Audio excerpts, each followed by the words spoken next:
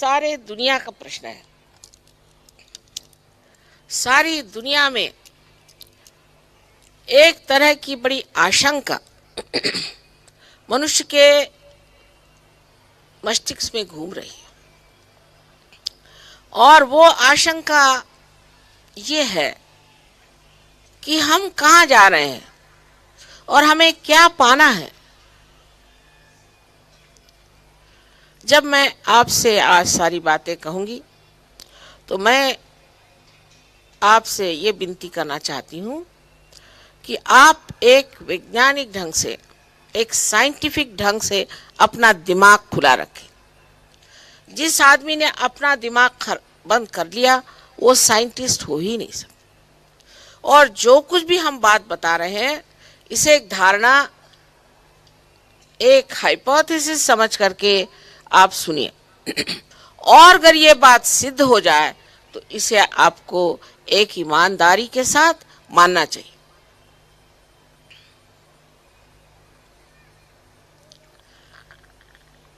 जो लोग भारतवर्ष में रहते हैं वो ये सोचते हैं कि हमारे देश में सबसे बुरी हालत है,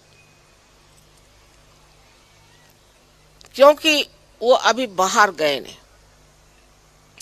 उन्होंने दुनिया देखी नहीं, इसलिए यहाँ की आफतें उन्हें लगती है कि ऐसी हैं कि वो खत्म ही नहीं होंगी।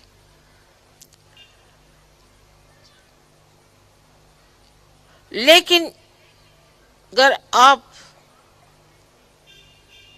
जो प्रगल्भ देश हैं जिन्होंने साइंस में बहुत प्रगति कर ली उन देशों में जाइए तो आपको आश्चर्य होगा कि वहां किस तरह के प्रश्न खड़े हैं और किस आशंका से वो भयभीत है। अमेरिका में, जिसे कि हम बहुत प्रगल्भ देश समझते हैं, उस देश में 65% लोग मानसिक नर्वसनेस से परेशान हैं। आपको बहुत ही कम अमेरिकन ऐसे मिलेंगे जो बात करते वक्त आंख न मिचकाएं, नाक न सिकुड़े, बहुत मुश्किल। और वहां पर 30% लोगों को ऐसी बीमारियां हो गई हैं कि उसका कोई इलाज नहीं,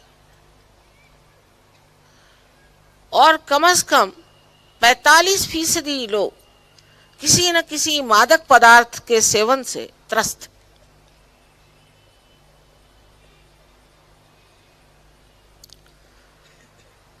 उनकी जो समस्याएं हैं वो आप तभी समझ सकते हैं जब उनसे त्रस्त लोग आपसे मिले और बातचीत करें। भौतिक दृष्टिया और साइंस से भी इन देशों ने बहुत प्रगति कर ली, और जो सबसे प्रगतिशील 3 देश हैं, स्वीडन, नॉर्वे जैसे, इन देशों के लोग, स्विट्जरलैंड में आपस में एक कंपटीशन हो रहा है कि कौन ज्यादा आत्महत्या करेगा। तो ये लोग जिन्होंने भौतिक इतनी उन्नति कर ली है, ये क्यों आत्महत्या करने और क्यों इतने दुखी है? क्या बात है, सोचना चाहिए। हमारे यहाँ तो बहुत ही कम लोग आत्महत्या करते हैं, मैंने करने के नहीं के बराबर।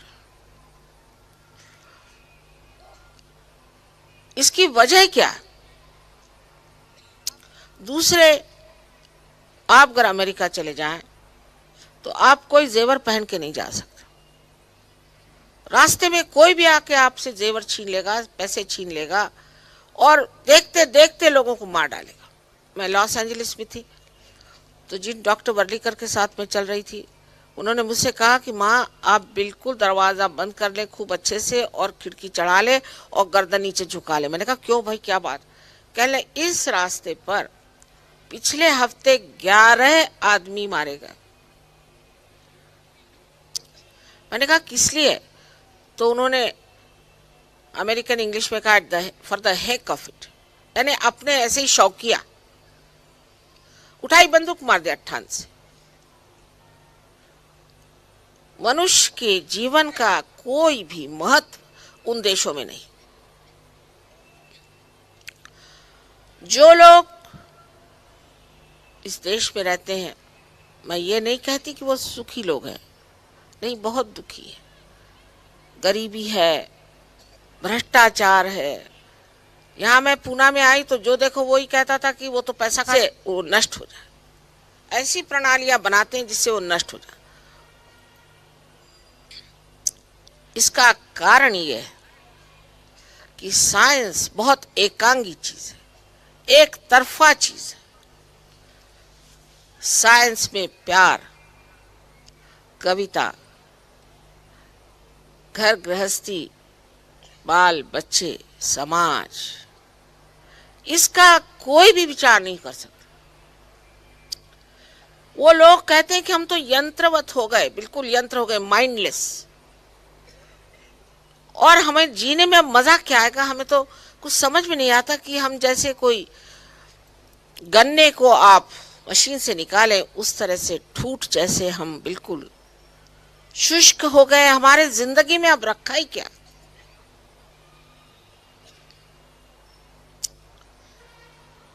जैसे कि एक पेड़ बहुत ऊंचा बढ़ जाए और अपने स्रोत पे उसकी जड़ें न पहुंचे तो उसका जो हाल हो जाता है वही इन बड़े बड़े देशों का हो गया।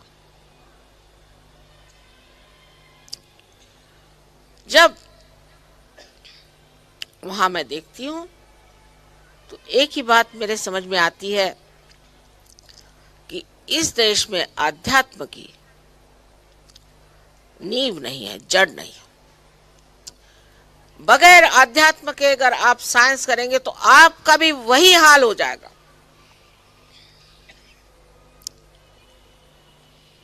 इसलिए हमें मानना चाहिए कि किसी मायने में हो सकता है उनमें रियासत हो, लेकिन हम लोग भी बहुत रईस हैं।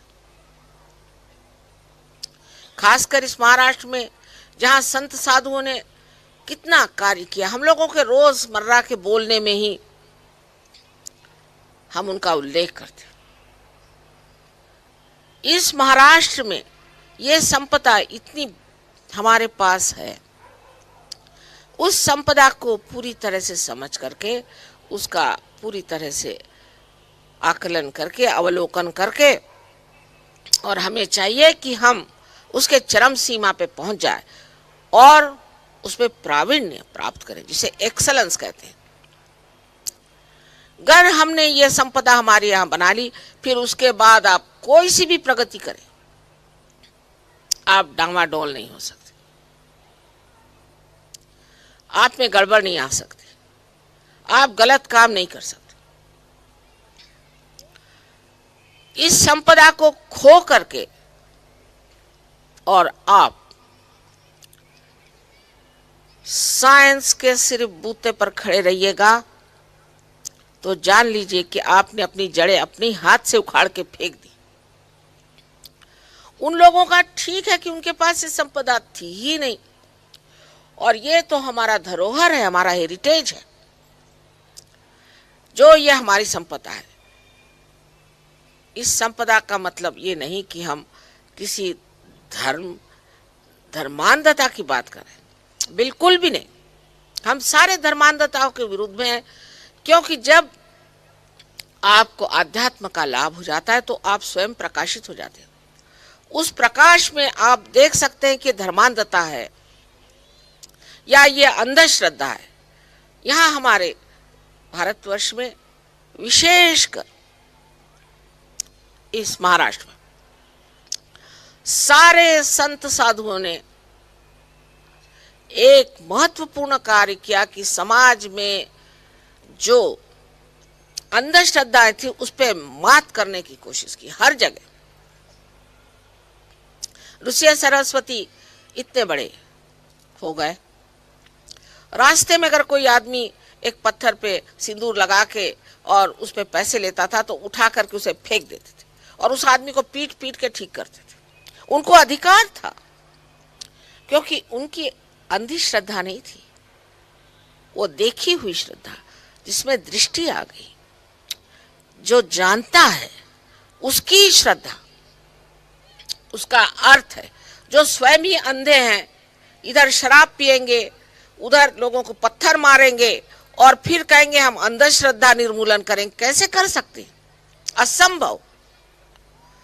ये तो ऐसा ही अनधिकार चेष्टा जिसे कहना चाहिए।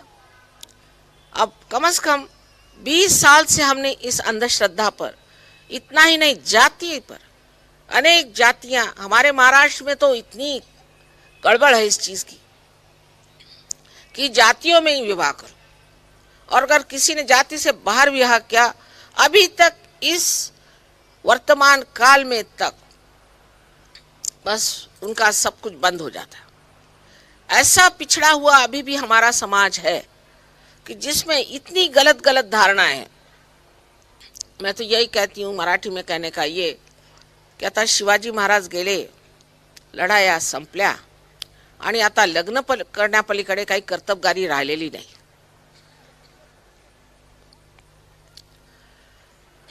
और उसी पे सारा ध्यान कि हमारी जाति क्या, तुम्हारी जाति क्या। जाति कोई परमात्मा ने बनाई हुई चीज है क्या? बिल्कुल भी नहीं। हाँ, ये जरूर कहा है, या देवी सर्वभूतेषु जाति रूपेण संस्थिता। जाति का मतलब है आपकी तबीयत, इसका मतलब है आपकी एप्टीट्यूड। आप किस चीज को खोज रहे हैं? जिस चीज को आप सोच रहे हैं वो आपकी जाति। इस पर मैंने पहले बताया कि श्री राम का वर्णन करने के लिए उन्होंने खोज निकाला कौन? तो एक मछुआरा, एक कोली जो मच्छी पकड़ता था और डकैत था, उसकी कोई जाति देखी नहीं उन्होंने। श्री कृष्ण का वर्णन जिसने लिखा, उस गीता को लिखने वाले वाल्मीकि, ये कौन थे आप सब जानते ही। और वाल्मीकि, गीता को लिखने वाले व्यास, इनके बारे में बताना ही नहीं। व्यास एक मत्स्यहारनी के अवैधानिक पुत्र थे। ढूंढ के उनको निकाला इन्होंने, इसलिए कि जाति पाति का जो ये ढोंग है ये खत्म हो जाए। भिलनी के बेर खाए झूठे, विदुर के घर जा, दासी पुत्र विदुर के घर जाकर के साग खाए। ये किस लिए किया?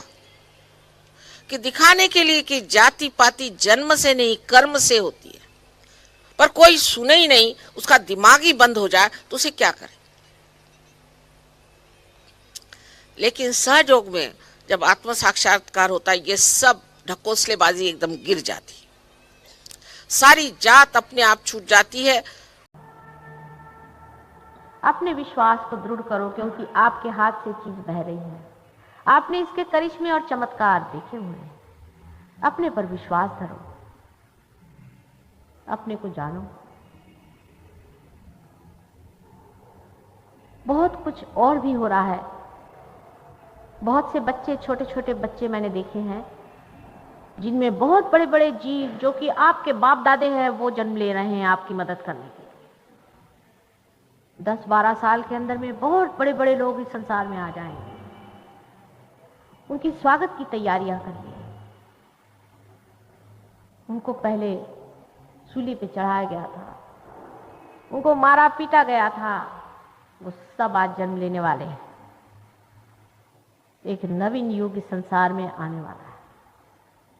परीक्षा का थोड़ा सा समय है, परमात्मा पे विश्वास रखें। सारे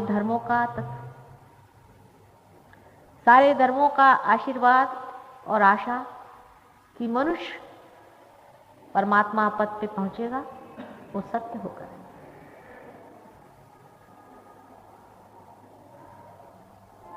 हम लोग थोड़ी देर ध्यान में जाएंगे। कुछ भी करने का नहीं है। आपके अंदर जो बीज सुप्तावस्था में है वही पनपेगा। आंखें बंद करके अपने विचारों की ओर देखिए। जो लोग बीमार हैं शारीरिक कष्ट में है, लक्ष्मी जी की अवकृपा से पीड़ित है, हर तरह की पीड़ा है, वो तो सब ठीक होगी ही।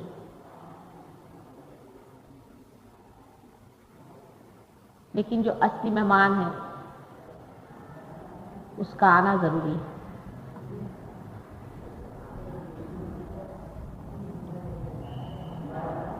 सब लोग मेरी ओर ऐसे हाथ करें। और अभी तक जो भी पीछे का है मरा हुआ, अपना ज्ञान,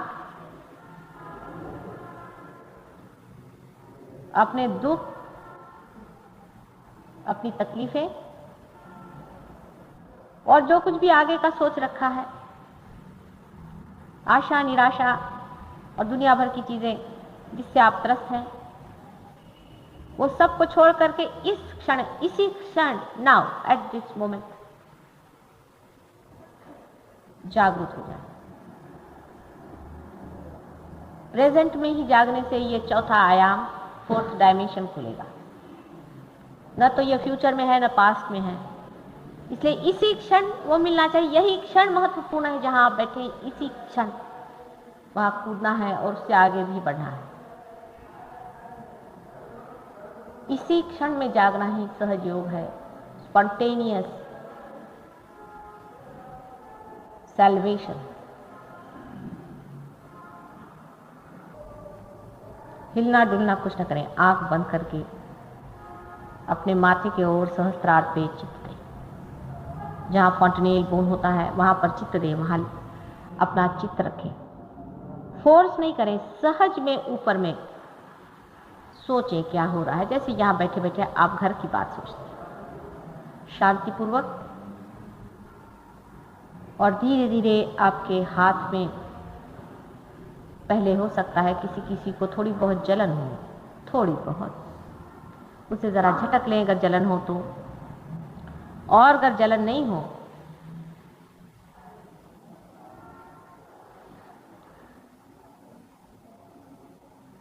तो सीधे सीधे ऐसे ही हाथ रखें और आपको ऐसे लगेगा कि अंदर एकदम ठंडी ठंडी हवा है।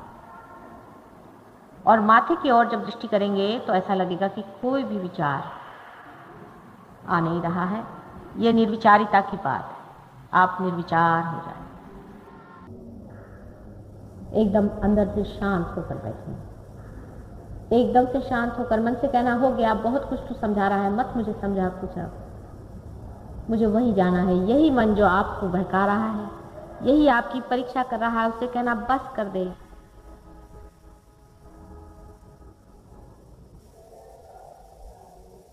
सहज योग समष्टि में बनता है, एक व्यक्ति का नहीं है, एक इंडिविजुअल नहीं है। आप सब एक विराट के अंग के रोम रोम है। एक व्यक्ति पर निर्भर नहीं है।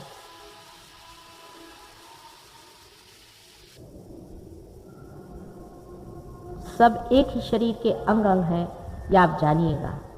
कलेक्टिव कॉन्शियसनेस में, सामूहिक चेतना, आप अकेले नहीं है, आप एक शरीर के अंग प्रत्यंग है, दूसरा कोई है ये नहीं, सब अपने ही हैं, इससे आप जानिए। जो लोग आज आए हैं, पहले कभी नहीं आए हैं, वो बैठे ही रहें। जो लोग पहले आ चुके हैं और जो पार हो चुके हैं, जो लोग जानते हैं, वो धीरे से उठ के पीछे की ओर जाएंगे, एक एक करके धीरे जाएं, पीछे में खड़े हो जाएं और बाकी लोगों को देखें।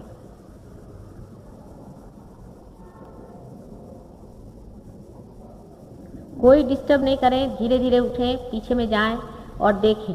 और जो लोग अभी आए हैं वो बैठे रहें आंख बंद करके धीरे से। और जिनके हाथ में से वाइब्रेशंस आ रहे हैं, नए आए हुए लोगों के, जो नए आए हैं, जिनके हाथ में से वाइब्रेशंस आ रहे हैं, नए लोगों के जिनके हाथ में कुछ चीज बहना शुरू हो गई हो, वो हाथ ऊपर करें।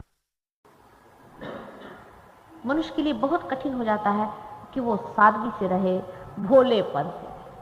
और धर्म और चीज कुछ नहीं है, सीधा साधा, बिल्कुल बिल्कुल भोलापन, इनोसेंस। लेकिन इतनी खोपड़ियों के ऊपर खड़े होकर के हम लोग इनोसेंस की बात कैसे कर सकते? इसीलिए बहुत से छोटे छोटे बच्चे बहुत जल्दी से पार हो जाते हैं, क्योंकि उनके अंदर भोलापन है। कलयुग में बहुत सी बातें हो रही हैं, आपको शायद इसका अंदाज नहीं है। जैसे ही विराट शक्ति बहुत प्रबलित हो चुकी है, उसी वक्त में पाताल लोक से, जहां पर कि वेस्ट मटेरियल जैसे अधोगति को गए हुए बहुत से पुरुष, जिनको कि हम लोग राक्षस कहते हैं, उनकी भी शक्तियां बलवत्तर हो रही। दोनों शक्तियों का मुकाबला हो रहा है। एक शक्ति मृत है और एक शक्ति जीवंत है। मृत शक्ति कभी भी जीवंत शक्ति से शक्तिशाली नहीं हो सकती, किंतु जीवंत शक्ति अत्यंत सेंसिटिव होती है, संवेदनशील होती है। इसी वजह से उसका पनपना जरा कठिन होता है। प्लास्टिक का फूल कभी भी असली फूल से सुंदर, महत्वपूर्ण नहीं हो सकता है, किंतु प्लास्टिक के फूल हजारों बनाए जा सकते हैं, जीवन फूल 2 ही 4 खिलते हैं।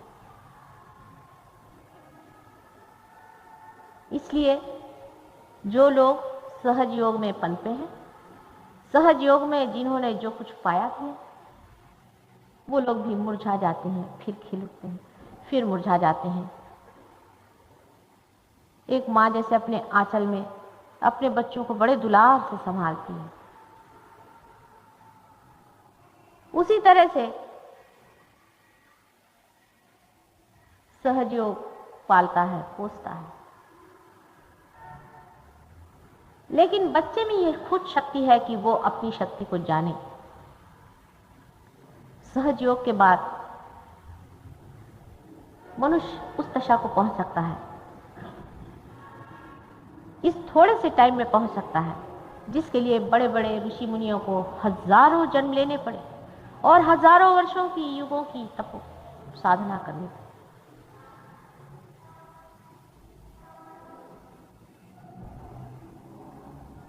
हम लोगों के परम भाग्य कि समय हम सब लोग इस विशेष युग में पैदा हुए हैं। सामान्य ही लोग हैं, असामान्य कार्य के लिए पैदा हुए। असामान्य पर्दे के पीछे ही हैं, सब आपकी मदद कर रहे हैं, लेकिन सामान्य को विराट ने चुना हुआ है अपने सहस्त्रार पे बैठाने में, क्योंकि सामान्य में शक्ति है असामान्य होने।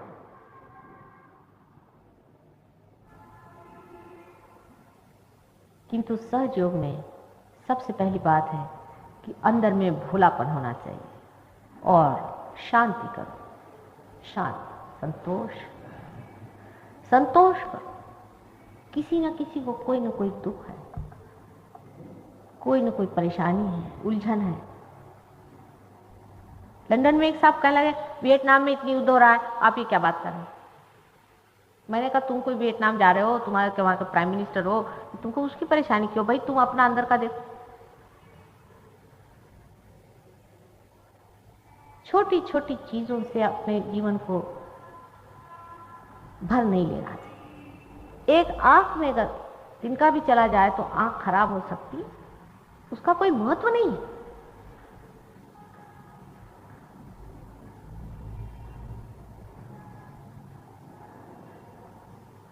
शांत, क्योंकि वो समय आ गया है जब परमेश्वर का राज्य इस संसार में आने वाला है। संतोष रखो। सहयोगियों को चाहिए कि और लोगों से ज्यादा शांतिपूर्ण रहें, संतोष से भरे रहें, खिले रहें और अपने आनंद से सारे संसार को भरते रहें।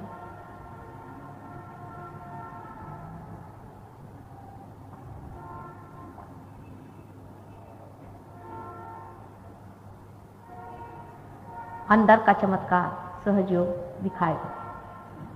बहुत जोरों में चरवण चला है, मंथन चला हुआ है।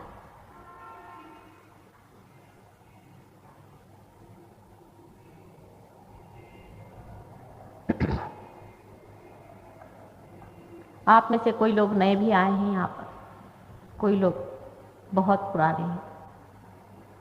कोई नहीं आते हैं, खट से कहाँ पहुंच जाते हैं, और कोई पुराने हैं यही बैठे।